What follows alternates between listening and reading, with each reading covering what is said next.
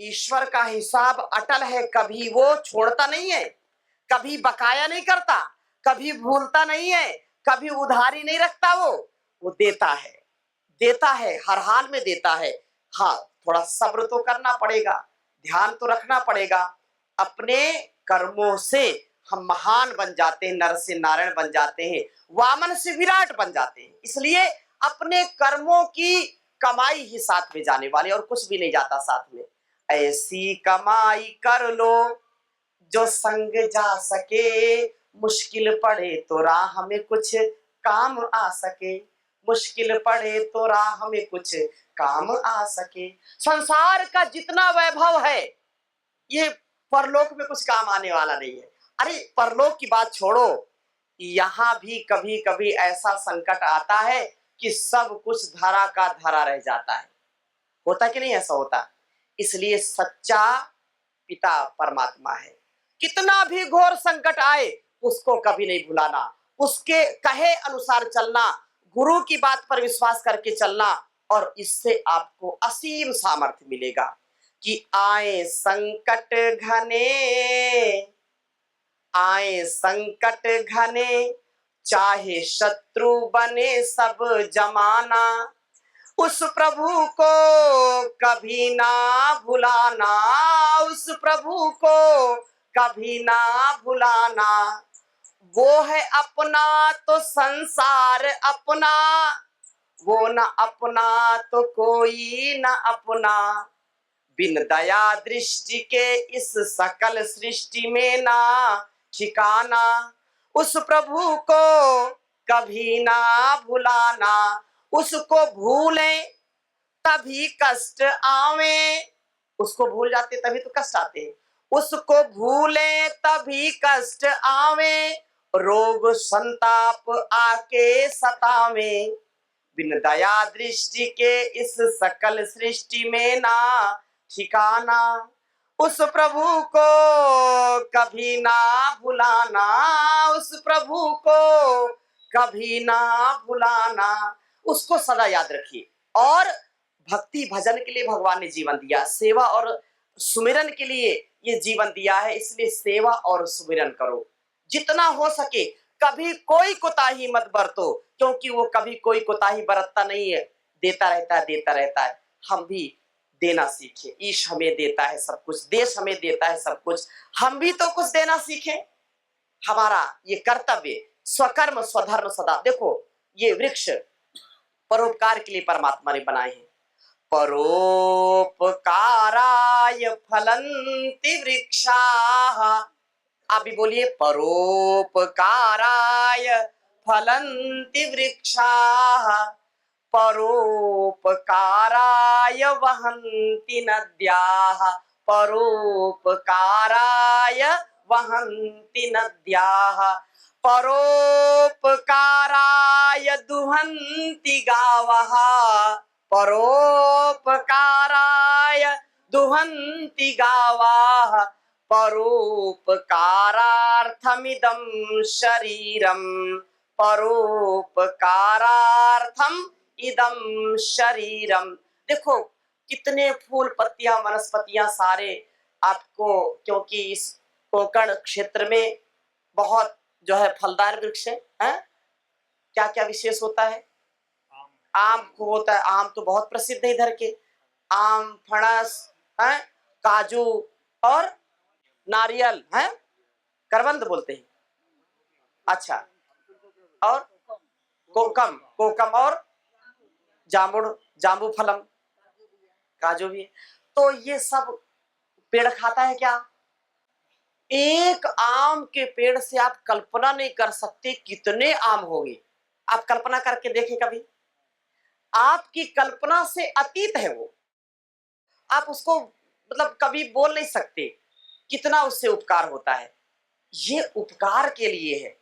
पेड़ कभी अपना फल खाता नहीं, नदी कभी अपना पानी पीती नहीं, वो सब परोपकार के लिए, सेवा सत्कार के लिए, संसार के लिए। और गाय भी दूध देती है, किसके लिए? हमारे लिए। बछड़ा तो होगा, बछड़ी होगी, उसको तो पिलाते हैं, लेकिन एक गाय 10 किलो दूध देती है, 15 किलो दूध देती है, तो सब बछड़े को थोड़े थोड़े पिलाते नहीं। बछड़ा अगर 1 किलो 2 किलो 4 किलो पिएगा तो दस्त लग जाएंगे, बीमार पड़ जाएगा। होता कि नहीं होता? तो परमात्मा ने जो कुछ भी संसार में बनाया है ये परोपकार के लिए, और ये हमारा शरीर भी किस लिए है? परोपकारार्थम इदम शरीरम। भोग के लिए नहीं है, योग के लिए शरीर है। किसके लिए? योग के लिए है। और दिन भर हम सुबह सुबह भक्ति योग ज्ञान योग में आप पूरित हो, योगाभ्यास करें, और दिन भर कर्म योग। सुबह सुबह योग और दिन भर कर्मयोग। कर्मयोग करो। विषयान मुक्तिम इच्छसि चेतात। बहुत सुंदर बात कही है। मुक्तिम इच्छसि चेतात विषयान विश्वत्यज।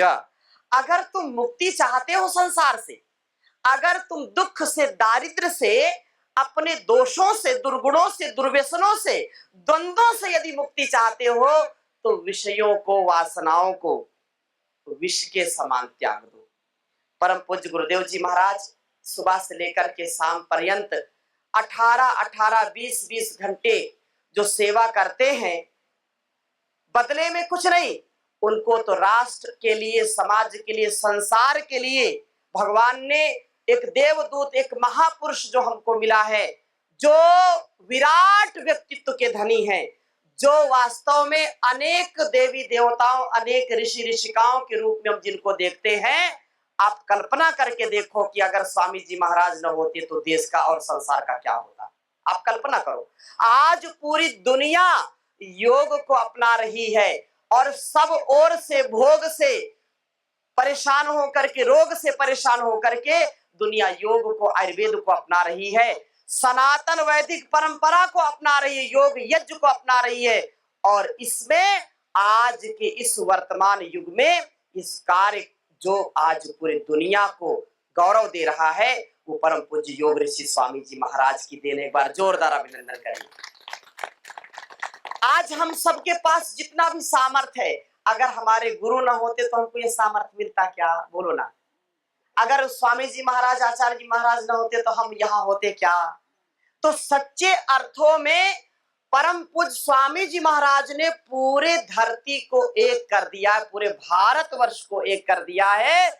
इसलिए एक संकल्प हम सब भाई बहनों को लेना है कि पूरे कोंकण को, पूरे इस रत्नागिरी को और पूरे महाराष्ट्र पश्चिम को योग में सबसे आगे करना है। ऐसा संकल्प आप सबको लेना है। आपके तहसील में, पूरे इस लांजा तहसील को, हर गांव को, हर घर को, हर व्यक्ति को योगी बनाना है। ये बहुत बड़ी सेवा है। इसका लक्ष्य आप सबको लेना है। इसलिए मैं यहां आया हूं। तो इसको पूरा करेंगे कि नहीं? बोलो ना। इसको करेंगे ना? ये बहुत बड़ी शक्ति है, ये सनातन की शक्ति है, ये भगवान की दी हुई बहुत बड़ी भक्ति है। इसलिए आपको घर घर, नगर नगर, गांव गांव, डगर डगर, व्यक्ति व्यक्ति में योग की शक्ति को जगाना है, आध्यात्मिक शक्ति को जगाना है और अपनी सोई हुई शक्ति, अपनी सोई हुई अस्मिता को, अपने सम्मान को, अपने गौरव को पुनः विश्व स्तरीय बनाना है। क्योंकि ये राष्ट्र महाराष्ट्र के बिना अधूरा है, और महाराष्ट्र जब अपने आप में आता है तो इतिहास बदल जाता है। बोले छत्रपति शिवाजी महाराज की, छत्रपति संभाजी महाराज की। तो ये गौरव हमको निसंदेह सबके अंदर जगाना है। और मैं आह्वान करता हूं कि इस तहसील में जो ग्राम पंचायतें हैं, गांव हैं, उन गांवों में आप जाएं और प्रत्येक गांव में भी अपनी टीम बनाएं और फिर 200, फिर 500 ऐसे कार्यकर्ताओं को तैयार करना है। ऐसे कर्मठ कार्यकर्ता, कर्मठ योग शिक्षक तैयार करना है। सहयोग शिक्षक प्रशिक्षण लगाइए और हर गांव से 10-10, 20-20 लोगों की सूची लीजिए और हर गांव तक के पहुंचे। क्योंकि योग करने और कराने से व्यक्ति के जीवन में सुख, शांति, यश, कीर्ति और आरोग्यता आती है। घर परिवार बचता है। याद रखना, बिजनेस व्यापार बचेगा, चरित्र बचेगा। क्योंकि अगर योग नहीं करेंगे, नहीं कराएंगे तो बच्चे रोगी होंगे, संतानें रोगी होंगी, वो दुराचारी व्यभिचारी होंगी, भ्रष्टाचारी होंगी और नशेड़ी होंगी। तो नशे से भी बचाना है उनको, अधर्म से बचाना, उनको पाप से बचाना है तो योग करना और कराना है, संपूर्ण जीवन को दिव्य बनाना है। तो ये बहुत बड़ी सेवा है। मैं आह्वान करता हूं कि आप में से जो लोग पूर्णकालिक सेवा कर सकते हैं, अपने तहसील में, अपने जिले में जा करके, अलग अलग जिले में, अलग अलग तहसील में और पूरे प्रदेश में जा सकते हैं तो बहुत अच्छी बात है। सब जगह नहीं जा सकते, सब जिले में नहीं जा सकते, सब तहसीलों में नहीं जा सकते, तो कम से कम अपने तहसील को ही एक संकल्प ले लीजिए। जो गांव है, ग्राम पंचायतें हैं, एक एक व्यक्ति इस तहसील से आप 50-60 लोगों की टीम बना लीजिए और एक एक ग्राम पंचायत उनको गोद दे दीजिए कि एक ग्राम पंचायत की जिम्मेदारी आपकी है, एक ग्राम पंचायत की जिम्मेदारी आपकी है। और फिर वो एक एक गांव को, एक एक दो दो व्यक्ति को दे दे कि आपको पूरे गांव का ध्यान रखना है, योग सिखाना है। तो ये काम बहुत बड़ा नहीं है। एक सूची बनाइए कि गांव में कितने लोग बीमार हैं, कितने लोगों को घुटने के दर्द है, आपको सैकड़ों मिल जाएंगे, मिलेंगे नहीं मिलेंगे? कितने लोगों को डायबिटीज है, आपको सैकड़ों लोगों की सूची मिल जाएगी। कितने लोगों को पाइल्स की शिकायत है, कितने लोगों को कब्ज की शिकायत है, कितने लोगों को सिर दर्द होता रहता है, कितने लोगों को, अरे भयंकर बीमारियां हैं भाई। आप सूची बनाएंगे तो थक जाएंगे, इतनी बीमारियां हैं। आप संकल्प करिए और योग कक्षा लगाइए, 2 घंटे तो जरूर इसको करना, खुद भी करना और दूसरों को भी कराना। कितनी बड़ी सेवा है। लाखों लाख रुपए लोगों के बचाएंगे, उनका जीवन बचाएंगे, उनको चरित्रवान बनाएंगे, उनको सनातन से जोड़ेंगे। योग करिए, यज्ञ करिए, आयुर्वेद का प्रयोग करिए, स्वदेशी का प्रयोग करिए। संकल्प के साथ अपने जीवन को जीना है कि एक बार भी मुझको कभी भी बीमार नहीं पड़ना। ये संकल्प, संकल्प से सिद्धि तक, क्या कहा? संकल्प से सिद्धि तक संकल्प करना, पुरुषार्थ करना और उच्च भाव चेतना में रहना। एक पल भी निराशा नहीं, हताशा नहीं, मन में कोई उद्वेग नहीं, कोई उलझन नहीं, कोई गफलत नहीं। अपने जीवन को श्रेष्ठतम जीना है। एक बार भी मन में हताशा निराशा आती है तो ये हमको बीमार करके जाती है। हमारा विचार हमारा उपचार है। हमारा विचार भी क्या है? हमारा उपचार है। हमारा आहार भी हमारा उपचार है। गलत विचार आएगा तो दिमाग खराब कर जाएगा, मानसिक रोग हो जाएगा। गलत आहार खाएंगे तो हमारा शरीर बीमार पड़ जाएगा। इसलिए गुरुदेव महाराज कहते, एक कण गलत आहार और एक क्षण गलत विचार नहीं कभी जीवन में अपनाना है। ऐसा संकल्प लेना है। और जो अपने ऋषि परंपरा है, भारतीय ऋषि परंपरा को अपनाना है। मैं आह्वान करता हूं पूरे इस तहसील में और पूरे जिले में, रत्नागिरी तो बहुत यशस्वी जिला है, अपने आसपास की बनी चीजों का प्रयोग करिए, घर की बनी चीजों का प्रयोग करिए, विदेशी कंपनियों का बहिष्कार करिए, विदेशी कंपनी की कोई भी चीज मत लीजिए।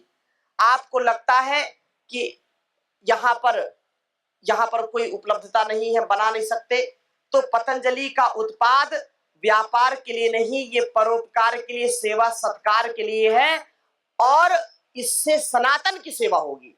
आपका 1 रुपया भी यदि पतंजलि में जाता है तो उससे गुरुकुल, उससे गौशाला, उससे रिसर्च, उससे शिक्षा, उससे चिकित्सा, वेलनेस की सेवा पूरे राष्ट्र को दी जाती है। तो ये गौरव आपको अपने ऊपर होना चाहिए। आप पतंजलि का कोई भी प्रोडक्ट लाते हैं तो प्रोडक्ट तो किसी का भी लाएंगे भाई, कोलगेट लाएंगे, पेप्सोडेंट लाएंगे, वो लूट रहा है, वो पैसा कहां जाएगा? विदेश में जाएगा। करना तो पड़ेगा, लेकिन जब आप स्वदेशी का प्रयोग करेंगे, आपका 1 रुपया भी यदि जाएगा तो वो सनातन की सेवा में लगेगा, वो अपने संगठन की सेवा में लगेगा, राष्ट्र के उत्थान में लगेगा, वो हिंदुस्तान की सेवा में लगेगा। इसलिए इस बात का भी ध्यान पूरा रखना है आपको। और भारतीय शिक्षा बोर्ड जो 21वीं सदी का बहुत बड़ा अभियान है, ये बहुत बड़ा शिक्षा का आंदोलन है। मैं आह्वान करना चाहता हूं कि जैसे योग की क्रांति हुई, जैसे आयुर्वेद की क्रांति हुई, स्वदेशी की क्रांति हुई, उसी प्रकार से भारतीय शिक्षा बोर्ड से भी एक शिक्षा की क्रांति जो होने जा रही है, उसमें भी अपनी भूमिका निभाइए। भारतीय शिक्षा बोर्ड से विद्यालयों को जोड़िए, बच्चों को भारतीय शिक्षा बोर्ड से पढ़ाइए, जिससे आपके बच्चे, आपकी संतानें चरित्रवान, बुद्धिमान, बलवान हो, माता पिता की सेवा करने वाली हो, इस राष्ट्र की सेवा करने वाली हो। ऐसी दिव्य संतानों का निर्माण करना भी हमारा कर्तव्य है। याद रखना, आज सबसे ज्यादा कोई दुखी है तो अपनी संतानों से व्यक्ति दुखी है। दुखी कि नहीं दुखी?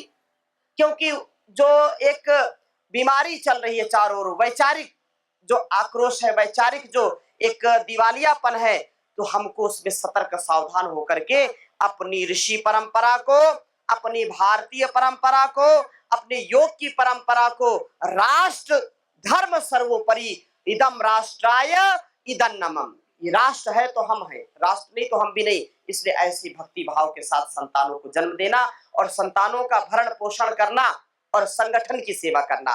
भारत स्वाभिमान पतंजलि योग समिति, महिला पतंजलि योग समिति, युवा भारत किसान सेवा समिति, सोशल मीडिया, सबको अब कम से कम 2 घंटे 3 घंटे इस कार्य में लगाना है।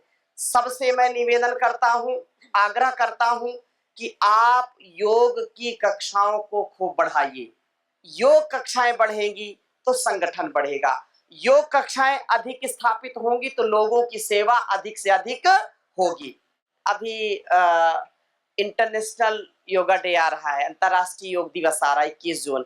अभी से टारगेट बनाइए और पूरे जो है तहसील में और जो जिले में जा सकते, जिले के अलग अलग कोने में जाइए, नहीं तो अपने तहसील को सबसे पहले आगे बढ़ाइए और पूरे जिले में आपकी तहसील नंबर 1 होनी चाहिए। करेंगे कि नहीं करेंगे? बोलो ना, करेंगे कि नहीं करेंगे? करेंगे तो ये नंबर 1 आपकी तहसील होगी। हर गांव में योग, हर गांव में योग साधक, तो ऐसे हर गांव में कम से कम 100-200 लोग आपके होने चाहिए, योग के होने चाहिए, जिससे पूरे गांव की तस्वीर को, तकदीर को बदलने वाले होंगे, दिशा और दशा को बदलने वाले होंगे। ये बहुत बड़ी सेवा होगी आरोग्यता की। नहीं तो लोग देखो कितनी समस्याएं हैं, बहुत अगर सोचो तो बहुत डर लगने लगता है। छोटे छोटे बच्चों के हार्ट अटैक की समस्याएं आ रही हैं, छोटे छोटे बच्चों के फैटी लिवर, लिवर सिरोसिस, नौजवानों को हार्ट अटैक हो रहे, नौजवानों के ब्रेन स्ट्रोक आप सुने होंगे, उनकी किडनी, उनके लीवर फेल हो रहे हैं। कहाँ हम जा रहे हैं? कैसे रक्षा होगी? पता नहीं। चलते चलते, खाते पीते, घूमते टहलते, किसी शादी विवाह में पता लगा दूल्हा बैठा है घोड़े पर, बैठे बैठे ही हार्ट अटैक हो गया, फेरे लेते लेते हार्ट अटैक हो जाता है। कैसे बचेंगे? कोई ना कोई तो उपाय होना चाहिए, कोई ना कोई तो साधन होना चाहिए। तो कुछ उपाय नहीं है, केवल एक ही उपाय है कि योग करो और कराओ, सात्विक दिनचर्या रखो, सात्विक आहार लो, जैसा परम पूज्य गुरुदेव जी महाराज जीते हैं, कहते हैं, करते हैं, वैसा अपने आप को बनाना है, गुरु का प्रतिरूप बन के जाना है और अपने साथ साथ अपने घर परिवार को, अपने समाज को, गांव को ऐसा ही योगी बनाना, निरोगी बनाना, जिससे हम और हमारा संसार, हमारा घर परिवार भी उन्नति को प्राप्त हो। 2 घंटे तो सारे कार्यों को छोड़ करके 2 घंटे घर से निकलो। घर से सबको निकलना है, घर से निकल करके अलग अलग जो है बिखर जाओ। क्या करो? अलग अलग बिखर जाओ। बिखर मतलब अलग अलग, जैसे बीज जो है ना, अलग अलग फूल के बीज पड़ते हैं, चारों ओर उड़ करके जाते हैं, तो जब वर्षा होती है तो आप देखो कहीं इधर खिले, कहीं उधर खिले, कहीं उधर खिले, तो फूल अच्छे लगते हैं कि नहीं देखने में? अगर एक ही जगह वो रहे, कहीं जाए ना तो सब जगह नहीं होंगे ना। इसलिए अच्छे लोगों को बिखर जाना चाहिए। किसी ने कहा कि अच्छे लोग हैं तो क्या होना चाहिए, क्या करना चाहिए? उनको बिखरना चाहिए। बिखरना इसलिए कि जहां वो जाएंगे अच्छे लोगों की संख्या बढ़ाएंगे, और जो बुरे लोग हैं, जो खुराफाती हैं, जिनका दिमाग बिल्कुल गड़बड़ रहता है, उनको एक ही स्थान पर रहना चाहिए। क्यों? एक ही स्थान पर गड़बड़ हो गया तो एक ही स्थान पर गड़बड़ है, सब जगह ना हो, है कि नहीं?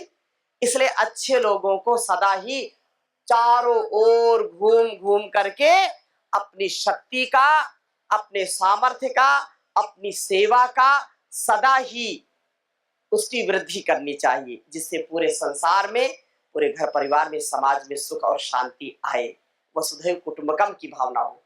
तो बहुत सारी मैंने बातें बताई हैं और संकेत में बताई हैं, कुछ स्पष्ट बताई हैं।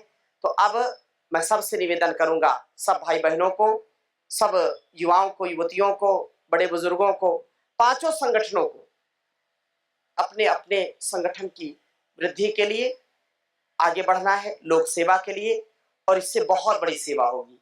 ये बहुत बड़ा एक अवसर हमको मिला है। हम जो पद प्रतिष्ठा, जो प्रभार, जो जिम्मेदारी हमने पाई है, उसको हमको हर हाल में, हर काल में करना ही करना है। बुरे हाल, फटे हाल नहीं रहना, खुशहाल रहना है। खुशहाल रहो, आनंद में रहो, मस्ती में रहो। और जो मस्ती में है उसकी हस्ती, बाकी सब जबरदस्ती है। तो मस्ती में रहो, आनंद में रहो। जो भी अपने साथ लोग हैं उनको सदा बढ़ाओ, उनका सम्मान करो, परस्पर खूब प्रीति रखो, प्रीति के साथ जीवन को जिए। तो आप सबको बहुत बहुत शुभकामनाएं, बहुत बहुत आशीर्वाद।